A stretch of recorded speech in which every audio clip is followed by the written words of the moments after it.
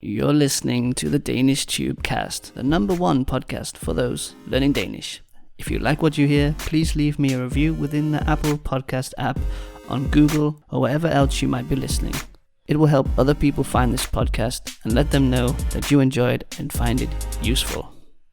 Also, if you would like to be a guest on the podcast, if you are learning Danish and would like to come along, chat, learn a bit of Danish on the fly, you can do exactly that. Or maybe you speak fluent Danish already and just want to have an interesting conversation. If that sounds like something for you, you can write to me at danishtube.rocks@gmail.com or find me on Instagram at Danish_tube.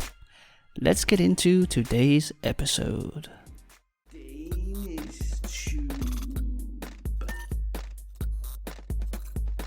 Hej og velkommen til endnu en fed episode på DanishTube Castle. Hvem er jeg? Mit navn er Brooke, og i dag leger jeg vært.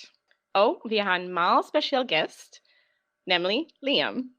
Hey everyone, welcome to another cool episode of the DanishTube Cast. My name is Brooke, and today Liam and I are playing around a little bit. You might be wondering, hey, where's that half British, half Danish voice that you've grown accustomed to? He's here, and he is the very special guest today. Ja, stadig. Hey Liam. Hey Brooke, hvor fedt at du introducerer mig. Tak for det. Så lidt. Dette er selvfølgelig stadig Liams podcast, men jeg tænkte, det kunne være sjovt at stille ham nogle spørgsmål om noget, at han holder meget af, så I kan lytte til hans flotte dansk, mens jeg læner mig tilbage og slapper af. So today I thought it would be fun to flip the script a little bit and ask Liam some questions about something that he likes to do, so you can listen to his super lovely Danish, and I can just sit back and relax for a bit. Sådan. Jeg kan godt lide, hvordan du lavede et rim til sidst. Hvad var det? Jeg læner mig tilbage og slapper af. Jeg kan godt lide et rime. Men jeg vil lige have lov til at rette dig, Brooke, faktisk. Fordi jeg synes ikke, at det er min podcast, som du siger. Denne podcast er for alle. Det tilhører alle, som er interesseret i både de danske sprog og selvudvikling. Jeg er kun mellemmanden. Jeg er personen, som guider. Men jeg er også student, ligesom jeg. Jeg er livslang student, der tørster efter viden. Ligesom dig, Brooke. Så ja, det var lidt filosofisk, det ved jeg godt, men jeg håber, at du kunne forstå det. Og jeg tænker faktisk, at når jeg forklarer eller svarer på dine spørgsmål, så kunne du måske oversætte nogle af tingene, som jeg siger, og hvis der er noget, som du ikke forstår, så hjælper jeg dig selvfølgelig. Er du med på det? Jamen, det lyder meget godt. Jeg skal prøve at forstå og oversætte till nice. Well, I would just take this little first part where I was saying, like, Brooke said, it's still my podcast, and I kind of feel like this podcast has become for everybody. So it's not just my podcast, but it belongs to everybody that's learning Danish, that is developing themselves, and I'm just kind of like the middle guy who's guiding everybody. And you know, if you want to come onto the podcast and learn a little bit, or if you want to be like Brooke and maybe do a takeover, you're welcome to come along and give it a try. So get in touch, you know where I am. Cool. Jamen, vi er meget taknemmelige for dig. Så tak for at du deler din tid og din viden. Det er en fornøjelse. Jeg nyder det. Alright, so before we go any further, skal vi lige se, vil du være med næste gang på podcasten? So anyone out there, skriv til Liam if you want to be on the podcast. We're super easy to talk to, right, Liam? Yeah, I think so. You're not selling it. No, I think we'll have a good time, and we will talk about literally anything. Depends who you ask, I think. It depends who you ask. Det kommer an på, hvem du spørger. Hvad mener du? Hvis vi er det ved jeg ikke. Nemlig at snakke med? Ja, nemt okay. at snakke. Nemt at snakke med. Nemt. Okay. Okay. Ja, inden vi fortsætter, så vil jeg som altid give et shout-out, og det bliver et shout-out til Nagai Puntiviero. Sorry if I kill your name, but you wrote to me in a super British way. Good job, mate. That's my best British accent. I love the podcast. Godt arbejde, min ven. Jeg elsker podcasten. Tak for det. Det er fedt, at du skriver. Sådan, lad os komme i gang så. Det var det. Jeg er ikke flere. Cool. All right. Now, dagens emne er kampsport. So today's topic of the podcast is, drumroll, martial arts. I don't know why I did that sound. It's because it's the movie sound of somebody It's Bruce. kicking It's someone Bruce else. coming out. Yeah. Is he within me? Jamen, til starte, jeg vil lige sende Liam et sjovt billede af en kampsportscene, som han kan prøve at beskrive for jer. Og jeg tror, at I vil være i stand til at tegne et sjovt billede i jeres sind, men med hans beskrivelse. So let me just find this. Brooke is going to send a picture to me of a martial arts scene, and I'm going to try to describe it for you guys. But jeg har ikke set billedet før. I haven't seen the picture before, so det bliver sjovt at se, om jeg kan gøre det. Det her, det er faktisk noget, som jeg selv bruger i mine lektioner. Jeg kan godt lide at beskrive billeder, eller at få andre til at gøre det. Det er en meget fed måde at lære på. Okay, lad os se. Hvad er det for et billede? Yeah, so Liam's saying he likes to use pictures a lot in his lessons and have people describe them. It's a good way to practice your Danish, and it's oftentimes very funny. So here we go. Okay, det er et fantastisk billede. Tak. Hvad sker der? Ja, hvad fanden sker der? Det er spørgsmålet. What the hell is going on in this picture? Nå, der er 2 mænd. Jeg tror, de er i en dojo et sted. De har deres karate gear på. Og der er en fyr, som holder en lille dreng. Han er måske en dreng på 3 eller 4. Og de bruger hans hoved til at smadre et stykke træ. Jeg kan ikke huske, hvad det stykke træ faktisk hedder. Det har et navn, men jeg kan ikke huske, hvad navnet er. Men drengen smiler. Han virker meget, meget glad, faktisk. Så jeg tror ikke, det gør ondt på ham. Yeah, it's pretty funny. So Liam says there's 2 men in a dojo. David, er det et sted, eller er det tøj? Dojo. Det er et sted. Dojo, that is the place where you train, the dojo. Okay. Yeah. Okay, so there's 2 men at the dojo, and they're in their karate outfits, clothes. Yeah. There's a few different names for it, but generally it gets called a karate gi. So I said karate gi. Okay. Yeah. And one of the guys is holding a boy who's 3 to 4 years old, and the other guy is breaking. I guess the other guy's holding the wooden plank, and the guy with the boy is using the little boy's head to break the piece of wood. But the little boy's smiling, so it's a pretty silly picture. Yeah, seems like doesn't hurt him. He seems pretty happy. Det er fantastisk. Jeg tænker, at jeg sender det billede til mine venner i min gruppe, WhatsApp-gruppe, til alle dem, som er med i dojoen. Jeg tror, de vil kunne lide billedet. Der er mange sjove billeder af, hvis man googler funny karate photos. Det kan være et meget sjovt emne. Der er også en rap, som hedder The Karate Rap, hvis jeg husker rigtigt. Det er en meget, meget sjov sang, som I skal høre. Jeg skal lige se, om jeg kan huske noget af det. Karate, move your body. That's basically the main line. And then there's like a lot of people bouncing around and saying crazy things. Anyway, you could check it out. If I remember, I'll put a link in the description. And I will try to share the picture as well. I know that last time I said I would do it, but I didn't find a way to share the picture, but I will try to do that. Okay. Ja, men vi kan oversætte karate-rap til dansk. Ja, det kunne være sjovt. Karate. Hvad kunne det være? Jeg har faktisk... lad mig lige se, om jeg kan finde det. Jeg gik i gang med at skrive en rap om karate, inspireret af den sang. Ja. Nej, jeg ved ikke, hvor den er, så glem det. Jeg gør det bagefter. Danish Thanks again for listening to this Learning Danish podcast for you, the Danish learner. If you didn't know it, I do actually teach Danish. That is my full-time job. So if you are on the lookout for a cool Danish teacher looking to improve your skills or maybe just fine-tune your language, get in touch with me. Write to danishtube@gmail.com. I would be super happy to hear from you and to help you on your Danish language journey. Let's continue with the episode. Som man kan sige, dette er et emne, jeg faktisk ikke ved noget om, så vi skal starte fra bunden.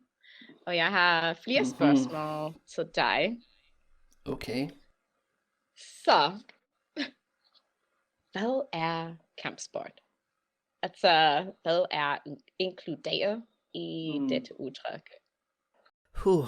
Det er et fremragende spørgsmål. Og man kunne måske tro, at det er et spørgsmål, som er nemt at svare på, men jeg synes, det er mere komplekst. Yeah, I thought it was an easy one to say.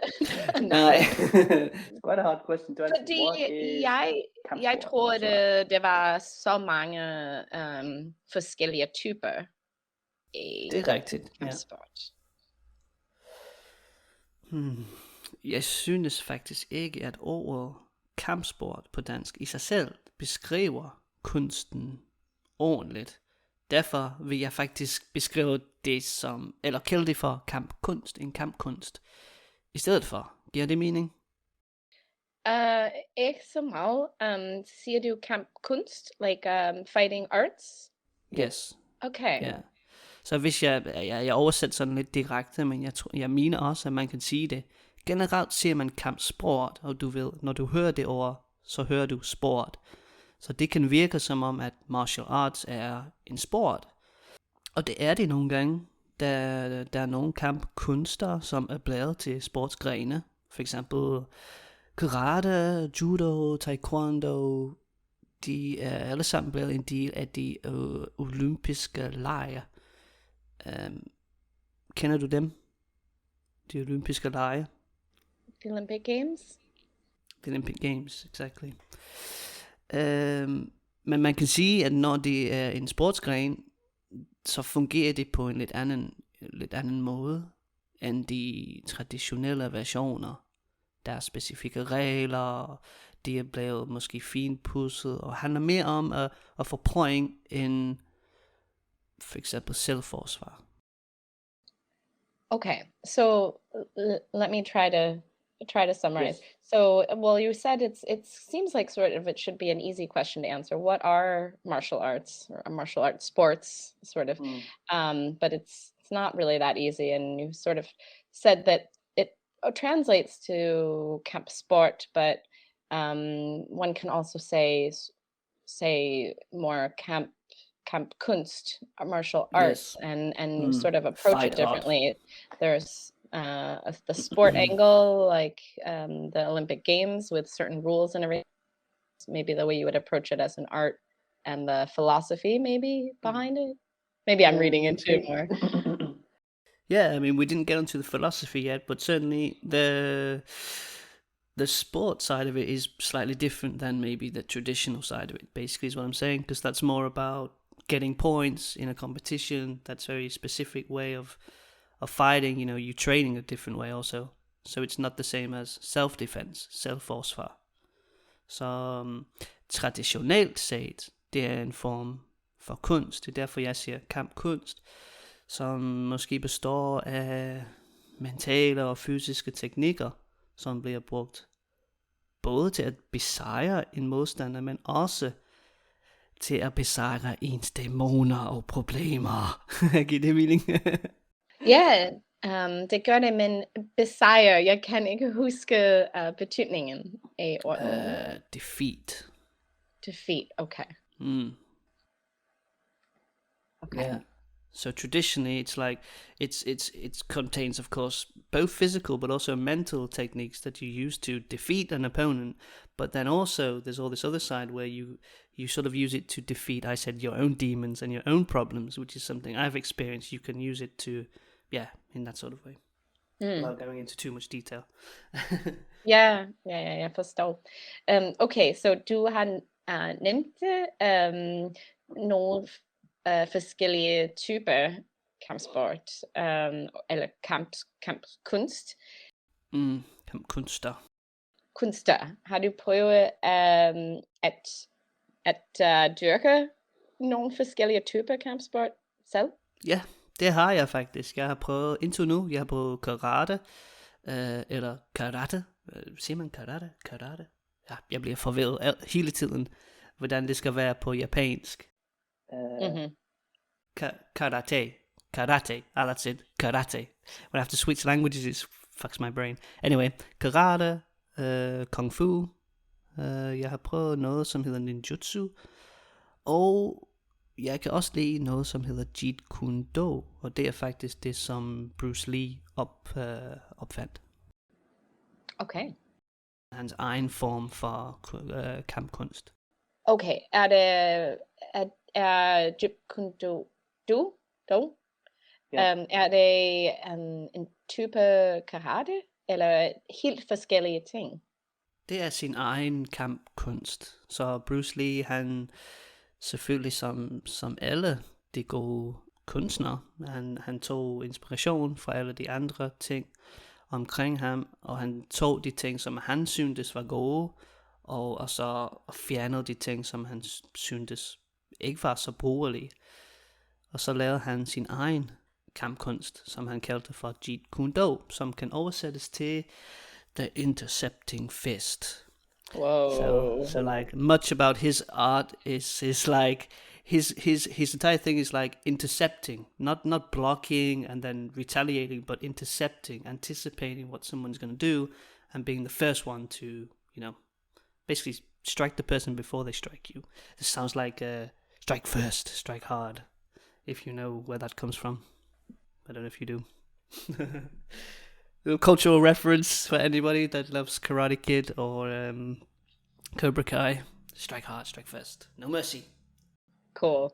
Okay, so you're saying that Bruce Lee created this entirely sort of new martial arts, but he took the things he liked about karate and left was it just karate? I don't know. It stems more from Kung Fu, because Bruce Lee, han kineser, han var fra Kina, så han lærte Kung Fu og nogle forskellige former for Kung Fu. Yeah. Okay, so he took what he liked of Kung Fu and left what he didn't and sort of created his own Yeah. some type of martial arts called the Intercepting Fist, which is awesome. Yes. Very intense. Yeah. Cool. Fantastisk. Har du en yndlingstyp af kampkunst? Kampkunst? Am I saying this wrong? Har du en yndlingskampkunst? Sådan. Do you have a favorite Man skal kind sige, of har martial du art? en yndlingstyp kampkunst? Ja, det kan man sige. Okay. Ja. Tak. Det er også et virkelig fantastisk spørgsmål, fordi jeg synes ikke helt, at jeg har en yndlings som sådan. For det, ligesom Bruce Lee, jeg kan godt lide, jeg rimer meget, undskyld. Jeg kan godt lide at blande forskellige typer. Og der er sket det et par gange, hvor jeg har følt mig lidt begrænset i de former, som jeg dyrker. Så det er faktisk derfor, at jeg besluttede mig for at prøve nogle forskellige typer. Giver det mening? Yeah, helt sikkert. So you're saying that you actually like to mix different types of martial arts because you felt maybe like hemmed in or limited by certain styles that you were practicing. Præcis, yes. Det er det. Så lidt som Bruce, jeg tager de ting, som jeg synes er fede, og jeg kan bruge, og jeg glemmer dem ikke, men jeg bruger dem ikke helt, og så blander jeg de to. Fedt. Okay. Så kan du beskrive karate for os, alle der lytter med? Findes der mange forskellige typer karate, og hvad skal man faktisk gøre, mens man dyrker karate? Så dit første spørgsmål, det var sådan lidt, hvad er det? Jamen, det er jo primært en kampkunst, men det kan måske også kaldes for en form for selvforsvar. fordi den blev oprindeligt brugt, jeg mener, i 1500-tallet, da det blev forbudt at bruge våben. Det skete det, at Okinawa, en japansk ø, den blev invaderet. Det var en invasion af øen, og man måtte ikke bruge våben. Så blev karate opfundet. Okay, so karate is a type of martial arts with a focus on self protection. What am I trying to translate this to?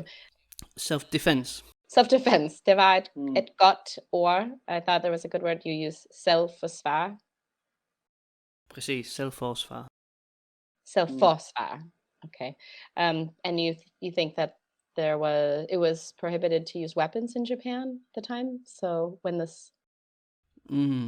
Yeah, if I remember correctly, it was like 1400 and something, where there was an invasion of Okinawa, and it was forbidden to use weapons. So it was kind of an underground movement where people were learning how to defend themselves without using weapons.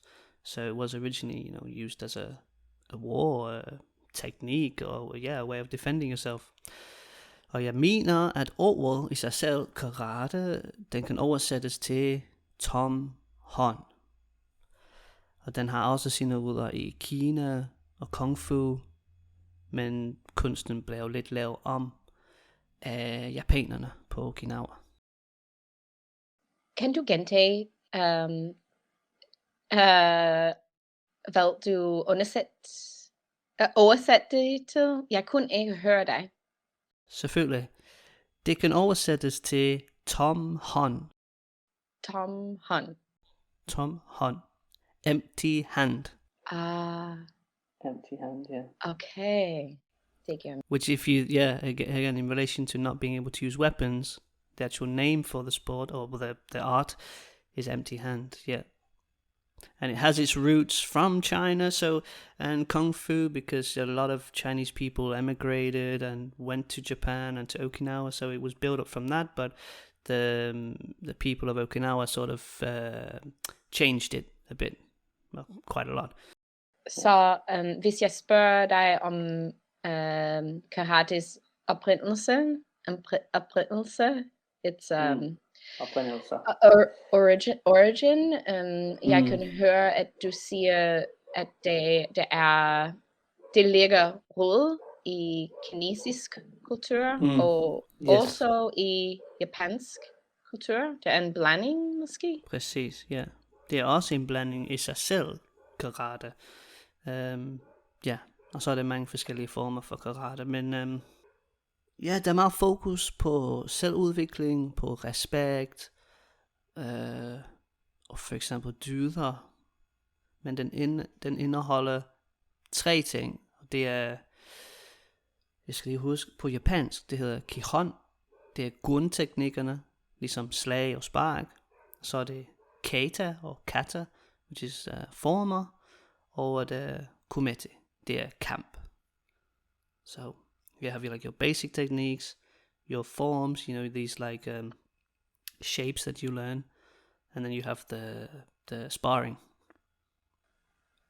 Cool. Sparring, forms, and fight. All right. Jeg lærer meget i dag. Yeah. Not fight, like fight I would say I would put with the sparring, but like the basic techniques, like the basic punches, the basic kicks, the basic movements, grundteknikkerne, yeah. Okay, det giver mening. Så jeg vil spørge dig nu, hvad du kan bedst lide ved karate? Jeg synes, at jeg bedst kan lide ændringen, den har gjort ved mig. Det har ændret mig på en meget positiv måde, synes jeg. Vil du gerne dele mere, eller ej? Det er okay, hvis det er privat. Okay. Nej, selvfølgelig. Nej, det er ikke privat overhovedet. Ikke. Jeg joker bare. Okay. Okay, fortæl os mere. Fordi fortæl, vi er nysgerrige. Jeg vil meget gerne høre, hvad du har lært om dig selv, gennem din rejse med kampsport, eller hvordan du udvikler dig Helt sikkert. igennem. Hvordan du har udviklet dig. Udviklet dig. Okay, tak. So I think what I like most maybe is the change that I've witnessed in myself, like change me in a good way. Og for eksempel har jeg altid været en meget følsom person. Sensitiv. Det er der selvfølgelig ikke noget galt i. Man må gerne være følsom. Men når man er måske overfølsom, så kan ens liv blive påvirket på en negativ måde. Forstår du, hvad jeg mener? So you're saying you've always been a sensitive person, but if one is oversensitive, it can affect your life in a negative way. Præcis. Så jeg synes, at karate, det har hjulpet mig meget med det. Det har hjulpet mig at finde en styrke, som jeg måske ikke vidste, at jeg havde i forhold til min sensitivitet. Det er meget dybt. Det er virkelig godt. So karate's helped you find, were you saying like a strength or a control over? En styrke, strength, yeah. A strength that, det er virkelig svært at lytte, like active listening. Now you have my job. Man skal oversætte efter og tænke på det næste spørgsmål, fordi I don't know if you're doing it, but usually what I have is a piece of paper and I I'm scribble writing like notes, but okay, I'm writing perfect, notes. yeah. But it's not easy even when doing I'm that. listening, trying to really pay attention too, fordi det er en samtale, og jeg vil gerne mange ting i spil. Yeah, det er sjovt, men it's helped you like to realize a strength that you didn't know you had over your emotions, måske? Ja, det synes jeg. So, når jeg tænker på karate, tænker jeg, at det måske fortæller man, at man skal holde op med at have en reaktion. Er det rigtigt? Jeg vil gerne bare forstå lidt mere om, hvordan det har ændret dine reaktioner eller din følelse. Er der mantraer i karate eller en filosofi om følelse? Altså, der er ikke nogen mantraer som sådan. Der er nogle ting, som bliver sagt før og under og efter træningen på japansk. Men det er ikke rigtigt mantraer som sådan. Det er bare sådan at vise respekt over for senseien og for de andre.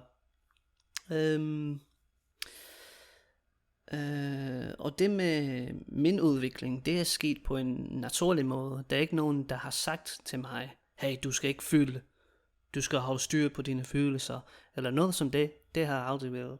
Det bliver ikke sagt. Så det er bare sket af sig selv, hvilket er meget interessant. Yeah. Okay, so you're saying there's no like real mantras in karate. There's certain things you say after practice, like, and you respect the sensei, but your changes and your own development sort of just happen naturally through your practice. Yeah, exactly. There wasn't anyone that said to me, hey, you need to control your emotions or anything like that. And I know it gets like in the Karate Kid, you know, with the Cobra Kai, that whole thing is like, I don't know. Det er svært, fordi på den ene side, så skal man reagere meget, meget hurtigt, når man tænker på en kamp. I forhold til Bruce Lee og hans filosofi, man skal reagere først, før den anden person. Lige så snart du ser, at den person er ved at gøre noget, så skal du reagere. Men for at gøre det, skal du også være meget, meget rolig. Fordi ellers så kan du ikke. Fordi så går du i panik, så falder alle dine teknikker fra, de bliver væk. Fordi når du føler adrenalin og alle mulige ting, du ved, hvis du var på gaden, og der kom en mand, som vil stjæle din telefon eller noget, så lige pludselig så er alle dine teknikker væk, hvis du ikke kan holde hovedet koldt. Så yeah. Okay, so you're saying like on one hand, you need to be able to react quickly in karate or martial arts. You want to be able to react in a split second once you see somebody coming at you or whatever the situation is. Okay. Yeah, but on the other hand, you cannot do that if you're not within yourself in a relaxed, balanced place. Which is kind of like a complete contradiction. It's really hard to understand, really, but yeah. For eksempel, jeg tænkte bare, når man lærer nogle af de grundteknikker, som jeg nævnte, det handler meget om at være eksplosiv, lige pludseligt. Men efter at du har eksploderet på en måde, så skal du finde ro med det samme. Så falder du til ro. Så du skal ikke være spændt. Det skal ikke være noget spænding i din krop. Du skal være fuldstændig afslappet i din krop. Okay. Og jeg undrer mig, jeg er nysgerrig.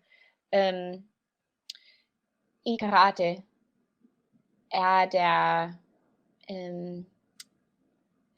let's see, skal man undgå at kæmpe, at prøve at undgå kæmpe først, så er det, jeg ved ikke, hvis det er det rigtige ting, eller ej, men hvis det er rigtigt, at man skal først prøve at undgå at kæmpe, så skal man styre på ens følelser, og tage dem ud, og komme ud af dem lidt, og se dem med afstand, måske. Så tænker du på det. Kan du måske genformulere dine tanker, og så stille et spørgsmål? Ja, jeg kan prøve. Så først i karate skal man først prøve at undgå at kæmpe. Hvis det giver mening. Er det første skridt at undgå en kamp? Og tænker du for eksempel, hvis du er ude i gaden, og der kommer nogen, og den person vil prøve at gøre noget. Tænker du det? Jeg tænker på, hvis at kæmpe er som en last resort, eller ej. Der er en meget god linje i Karate Kid. I don't remember it exactly, but Mr. Miyagi says something like, best way to win a fight is not be there. Something like that. Ikke? Så det er som om, at man lærer at kæmpe, for at man ikke skal gøre det. Så ja, helt sikkert. Det handler slet ikke om, at man skal gå ud og finde nogen at kæmpe med, eller slås med. Slet ikke. Faktisk er det måske omvendt, at man får et ansvar, når man har de her teknikker og de her færdigheder, så skal man bruge dem på en ordentlig måde. Man skal ikke bare gå ud og slås med nogen. Man skal forsøge at undgå det. Og ja, også det med, at du er i balance, og du kan måske snakke med nogen og se tingene på en god måde, så kan du undgå en kamp. Fordi du ved i sig selv, jeg har ikke brug for at kæmpe med dig, fordi hvis jeg kæmper med dig, så ender det med, at du bløder. Forstår du, hvad jeg mener? Nej, jeg kan ikke forstå. It's almost like if you're no. If you're in balance and you're in a discussion with somebody, like it's also about learning to be able to talk to that person in a good way, because you know within yourself, like I don't need to fight you. Like if I'm gonna fight you, it's gonna end up that you're on the floor bleeding, right? You know that of course it's not always the case. This could be some huge guy that's gonna give you one hit and ciao. But it's not gonna end well. Like it's not gonna. You want to try to have a different outcome first. Yeah, well, like I told you before, in Bruce Lee's movies, usually the entire film is, or a few of them, is him trying to avoid fighting someone. You know, he's really like, don't make me fight. Don't make me hurt you. You know, and they just keep pushing and pushing until at the end, you know, he pounces like a cat and finishes them in seconds. But yeah, man får sådan et ansvar, synes jeg. Okay, cool. I was going to try to translate all that, and then it flew out of my head as we kept going. But I think you did a good job of explaining, what you meant. So, tak for det. Nå, men jeg skal spørge dig et flere spørgsmål. Et spørgsmål mere. Okay, et spørgsmål mere. Helt sikkert. Og derefter skal vi tage en lille pause. Okay. No, jeg vil gerne forstå, hvis der er noget, som du ikke kan lide ved at dyrke karate. Nej, jeg synes ikke, der er noget, jeg ikke kan lide som sådan. Jeg er vild med det. Jeg elsker det. Men måske kun det med, at jeg nogle gange har følt mig begrænset. Man skal tit gøre tingene på en på meget bestemte måder. Det er der selvfølgelig en grund til, men jeg har altid haft svært ved autoritet. Jeg lærer stå. Så når nogen siger, nej Liam, du skal gøre det her, du skal holde din hånd i denne stilling, og bla bla bla, så kan det føles lidt så, hvorfor kan jeg ikke bare gøre det på min måde? Men det er også noget, man skal lære. Ja, det er godt at øve sig på dette måde. Hvis det er svært. Men det er sådan set lige meget på en måde, fordi for eksempel, det kan være, at jeg er til karate, og min sensei, han siger, at du skal have din fod sådan her. Og så tager jeg til kung fu, og det er sådan set den samme spark-teknik. Og han siger, at du skal have din fod sådan her, og det er en anden måde. Så de gør det på 2 forskellige måder. Så tænker jeg, for helvede. Det er ligesom dansk og svensk. Præcis, du kan tale dansk eller du kan tale svensk, det er lige meget. Hvis du er nordmand, så kan du forstå begge to. Ja, og man tænker, for fanden, jeg tror det, jeg har det ret, men yeah, okay. So you're saying there's really nothing you don't like about it. Maybe you feel a little limited sometimes. You always have to practice the same techniques and do it a certain way, and maybe there's some issues with authority and people telling you to do it a certain way, and then it's different from one martial arts to the other. Maybe you're supposed to have your body a certain way in this one, and then it's completely, you think you have it the same way in the other one, but it's actually they're telling you to do it differently. But it all sounds very fun. Yeah, it was a simple front kick that happened to me, where in karate it was asking me to raise my foot, so I sort of kicked with the part of my foot that's below my toes, like the bottom of my foot. And then in Kung Fu, he was saying like it was more with your toes to keep your foot going straight, sort of like a knife. So it's like the same kick, but having your foot angled in a different way. One's kicking with toes and one's kicking with the base of the foot. So. Wow. I mean, does it even matter? You're just kicking someone. That's what I say. It's like you're gonna get him anyway. It's just, I think it comes down to a stylistic thing. Det er stilen, det er kun det. Ja. Og historie og kultur måske, og det er det måde på, det her altid været gjort. Ja, men det er derfor, jeg synes, det er vigtigt, at man kan blande ting. Og det er ligesom med sprog, ligesom med dansk og engelsk, folk de blander sprogene ret meget. Og det gør det, fordi at nogle gange så passer det ikke. Det kan være, at jeg vil sige noget på dansk, men der findes ikke rigtigt et godt udtryk for det. Så tager jeg det engelske i stedet for, og jeg blander det, undskyld. Så det er det samme. Okay. That's an excellent comparison. I like that a lot. So you're saying like you can combine them sort of like Bruce Lee did. Maybe you're creating your own style. But just like you do with Danish and English, we combine, mix the languages, and maybe you really want to use an English word when you're speaking Danish because it gives a different meaning. Exactly, yeah. Cool. Okay. Nå, skal vi tage en lille pause? Vi tager en pause. Okay. DanishTube.